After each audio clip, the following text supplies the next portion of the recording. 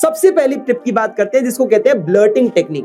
बेटा इसको एक मैं किस्से से समझाता हूँ। जैसे आप कभी गर्मियों की छुट्टियों में कभी नानी के घर जाते हैं तो वहां पे मामा मौसिया को कहानियां सुनाते हैं। मामा ने अगर कोई किस्सा सुनाया कि मैं किसी पहाड़ पर गया था और वहां पे मुझे भूत दिखा, अब वो किस्सा तुम्हें दिमाग में थोड़ा याद रहेगा।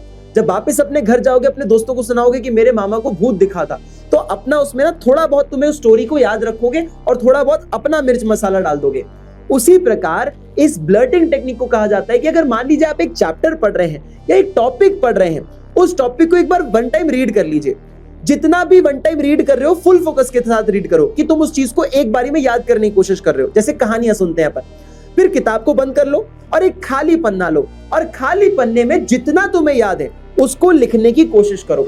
मान लीजिए देयर वर 6 पॉइंट्स, 6 पॉइंट्स थे और उसमें तुम्हें बहुत जोर लगाकर मात्र 3 पॉइंट ही लिख पा रहे हो या 4 पॉइंट ही लिख पा रहे हो। दैट शोज कि तुम एक गो में, एक रीडिंग में अगर 4 पॉइंट लिख पाए तो मान लीजिए 4 पॉइंट तुम्हें याद हो गए। अब मुश्किल से ही भूलोगे इन चीजों को।